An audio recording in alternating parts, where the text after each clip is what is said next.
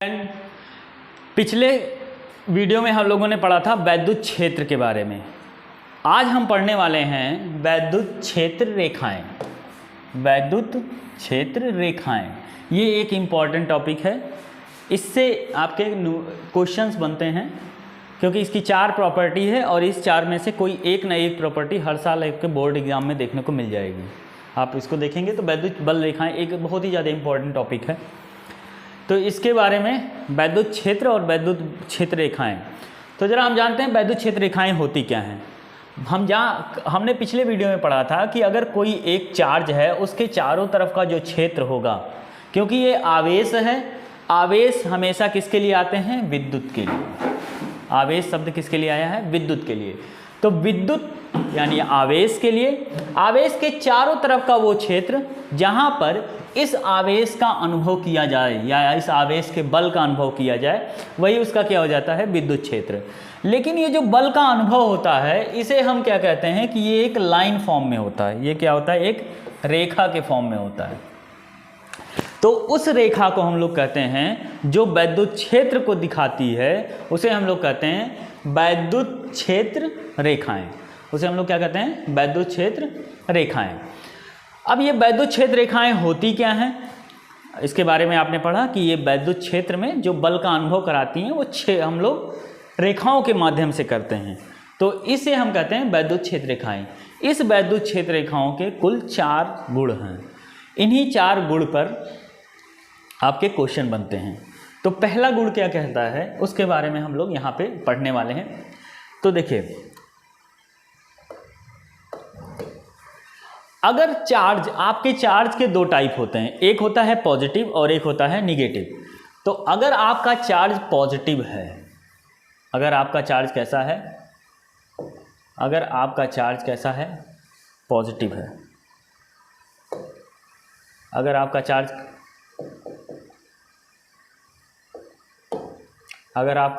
कैसा है? पॉजिटिव है। तो पॉजिटिव चार्ज के लिए आपकी जो क्षेत्र रेखाएं होंगी वो कहाँ जाएंगी? बाहर की साइड। वो किधर निकलेंगी?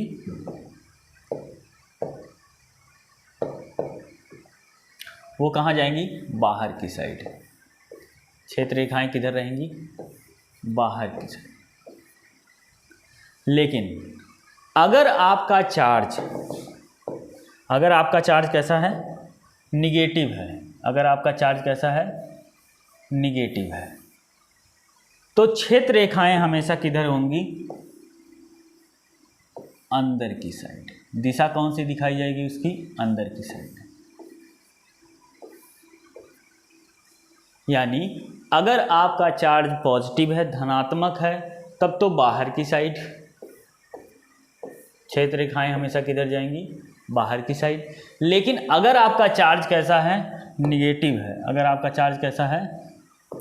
निगेटिव है, तो क्षेत्र रेखाएं किधर जाएंगी? अंदर की साइड, यानी भीतर की साइड जाएंगी।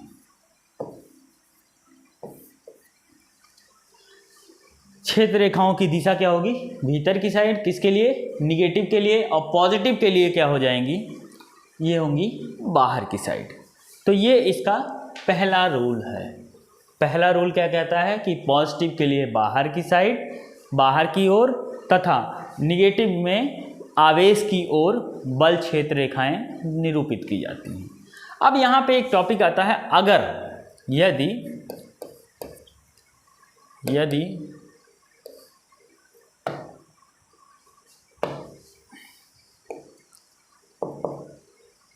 यदि हम क्या करें, 2 आवेशों को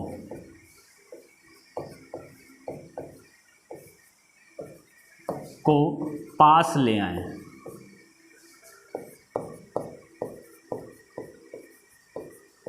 अगर हम 2 आवेशों को क्या करें? पास ले आए, तो हम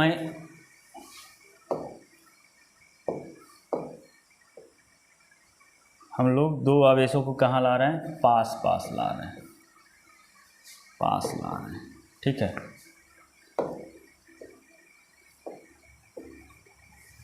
अगर हम 2 आवेशों को क्या लाएं?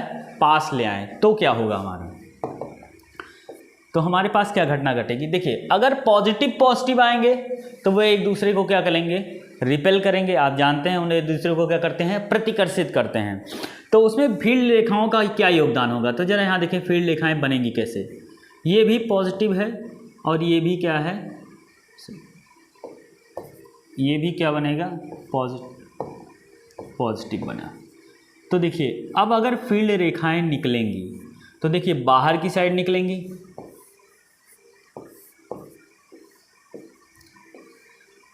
अब यहाँ से देखिए ये तो निकलेंगी इसी की साइड, लेकिन ये क्या हो जाएंगी, मुड़ जाएंगी, और ऐसे ही इसका भी मुड़ जाएगी, क्योंकि इनके बीच लग रहा है कौन सा फोर्स, प्रतिकर्षण फोर्स लग रहा है। अब ये जैसे जैसे पास आएंगे वैसे वैसे एक दूसरे को क्या करेंगे, रिपेल करेंगे।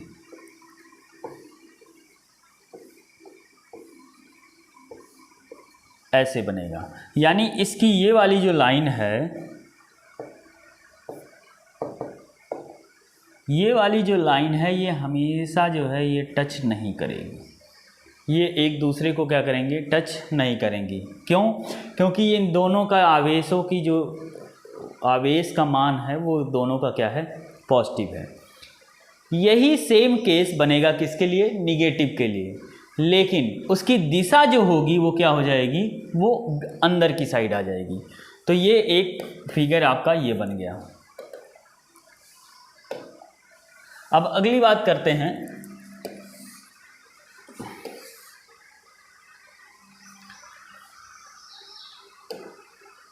अगर आपका सेकंड कंडीशन ये आती है, पहली कंडीशन थी तो दोनों पॉजिटिव और बाहर की तरफ, अब दोनों के लिए जो पहली कंडीशन आई थी ए वाली कंडीशन, अब ये बी की कंडीशन बनेगी।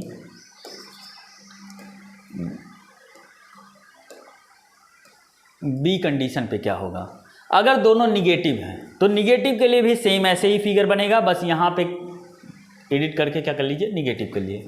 लेकिन हम एक तीसरी कंडीशन बनाना चाह रहे हैं, अगर ये दोनों एक पॉजिटिव हो जाए, एक कैसा हो जाए, पॉजिटिव हो जाए, और एक क्या हो जाए, निगेटिव हो जाए। इसको थोड़ा छोटा बनाना है,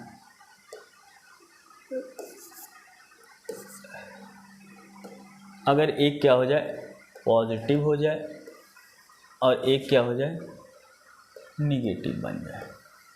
अब यहाँ पे ज़रा इस फिगर को थोड़ा सा ध्यान देना है कि पॉजिटिव से तो रेखाएं निकलेंगी और वो जाएंगी किधर, निगेटिव की ओर।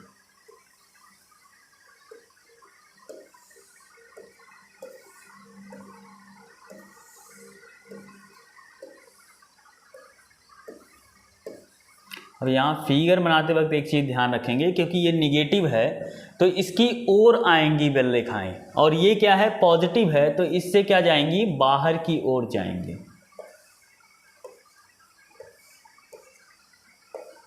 और क्योंकि बल रेखाएं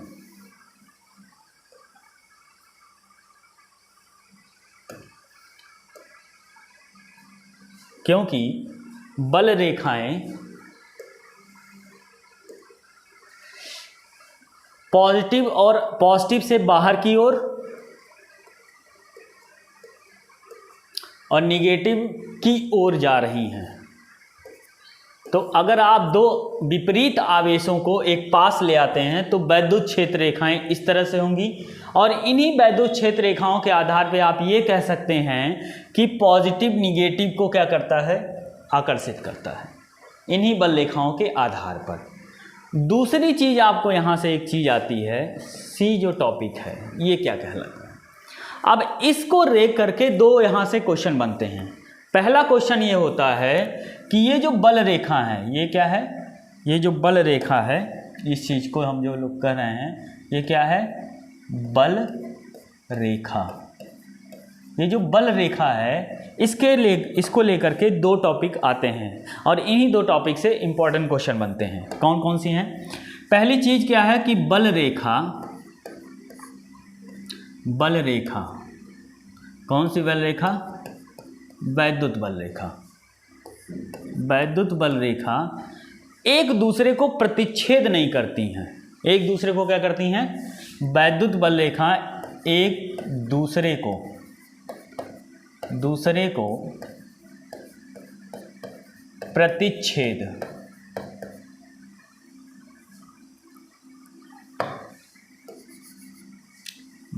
प्रतिच्छेद लिखिए, या इनको काटती नहीं है,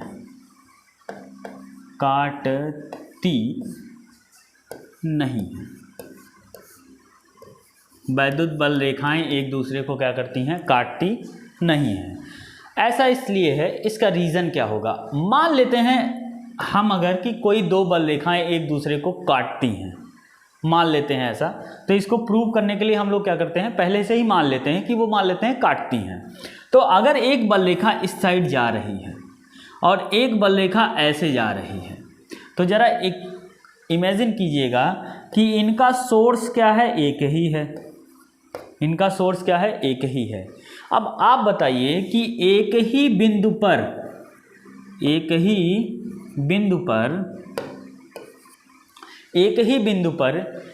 ही पार्टिकल की दो डायरेक्शन दिखाई जा सकती है? नहीं, क्योंकि इस प्रतिच्छेद बिंदु पर या काट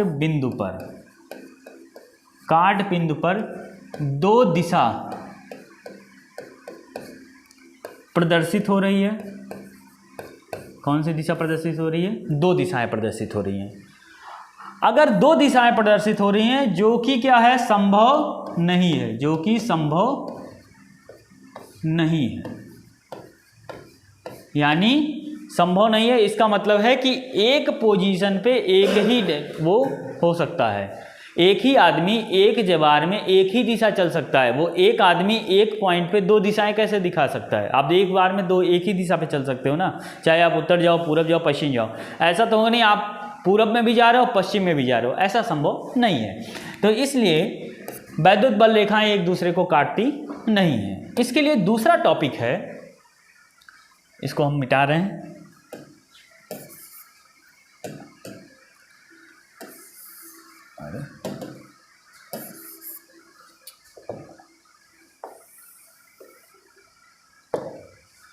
अब देखिए, जो इसका दूसरा क्वेश्चन बनता है, ये एक इम्पॉर्टेंट क्वेश्चन है, ये बनता है, अक्सर बनता है क्वेश्चन में, ये एक इम्पॉर्टेंट क्वेश्चन आता है बोर्ड की दृष्टि से। तो इसका आंसर क्या है? काट बिंदु पर दो दिशाएं प्रदर्शित हैं जो कि संभव नहीं हो सकता। तो ये पहला एक आंसर आ जाता है। सेकंड क्वेश्चन ये आता है कि सेकंड है डी क्वेश्चन है, ये आएगा। इसके चार मेन पॉइंट है, 5, उसको देख लेते हैं। ये क्या आता है? वैद्युत क्षेत्र रेखाएं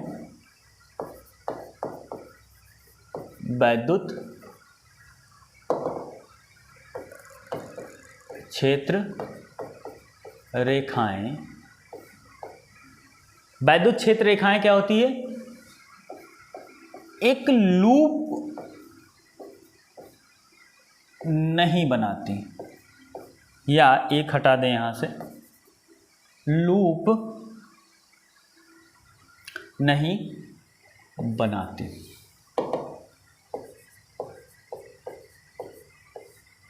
लूप नहीं बनाती यानी लूप का मतलब क्या है? लूप का मतलब क्या होता है वो हम लोग देखते हैं। लूप क्या चीज़ है उसके बारे में हम लोग बताएंगे। ये लूप क्या चीज़ है? लूप का मतलब होता है कि कोई वस्तु अपने एक पॉइंट से स्टार्ट हो और उसी पॉइंट पे आकर के क्या हो जाए? ख़त्म। जो कि एक सर्किल बनाए या कोई भी उसका स्ट्रक्चर बनाए। लेकिन अगर कोई एक पार्टिकल इस बिंदु से शुरू हो करके इसी बिंदु पर आकर के ख़त्म होता है तो वो एक क्या बना देता है? लूप। ठीक है, तो यहाँ पे बात की जा रही है वैद्युत क्षेत्र रेखाएं लूप का निर्माण नहीं करती हैं, लूप नहीं बनाती हैं।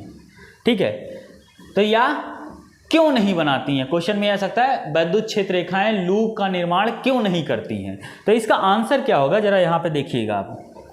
जब दो आवेशों को ले आया गया था तो हमेशा से इसकी डायरेक्शन एक ही डायरेक्शन में है। वैद्युत क्षेत्र रेखाओं की डायरेक्शन हमेशा क्या है? एक डायरेक्शन है। ठीक है, ये वापस आकर के यहाँ नहीं आ रही हैं, क्यों? क्योंकि वापस में ये निगेटिव में क्या हो जाएंगी, ये अंदर की तरफ, और पॉजिटिव में क्या हो जाती हैं, ये बाहर की तरफ। तो अगर पॉजिटिव और निगेटिव को लिया जाए तो ये क्षेत्र रेखाएं हमेशा इधर से किधर जाएंगी, इसी साइड जाएंगी। इसको मतलब है कि ये हमेशा कैसे जाएंगी, इसी साइड जाएंगी, यानी एक ही डायरेक्शन में जा रही हैं। ये घूम करके वापस आ करके क्यू पॉजिटिव में नहीं मिल रही हैं। जबकि लूप का फॉर्मेशन क्या है कि आप किसी बिंदु ए से चलना शुरू किए और ए पर ही आकर के वापस आ गए, तो आप इसे क्या कहते हैं, इसे कहते हैं लूप। लेकिन यहाँ पे क्या हो रहा है, जब दो रेखाएं आपस में, दो आवेश आपस में हैं जो कि पॉजिटिव और निगेटिव हैं। देखिए पॉजिटिव और निगेटिव का तो कोई सवाल ही नहीं उठता कि ये लूप बनाए, ठीक है। ये बात की जाएगी, यहाँ पे देखा जाए, यही एक कंडीशन है जहाँ पे कुछ संभावनाएं हैं।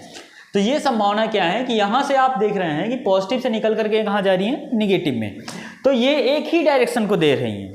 जबकि लूप में क्या है, आप उसी डायरेक्शन में वापस आ जाइए, तो यहाँ पे दोनों डायरेक्शन नहीं शो हो रहा है। तो इसकी वजह से आप ये कह सकते हैं कि वैद्युत क्षेत्र रेखाएं लूप नहीं बनाती हैं। क्योंकि ऐसा इसलिए है क्योंकि ये क्योंकि जय फिर से लिखते हैं,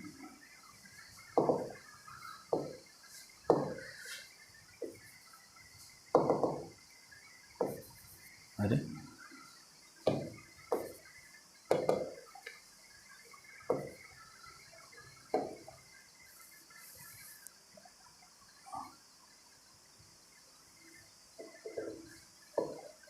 हम लोगों ने पढ़ा था वैद्युत क्षेत्र रेखाओं के बारे में बात कर रहे थे।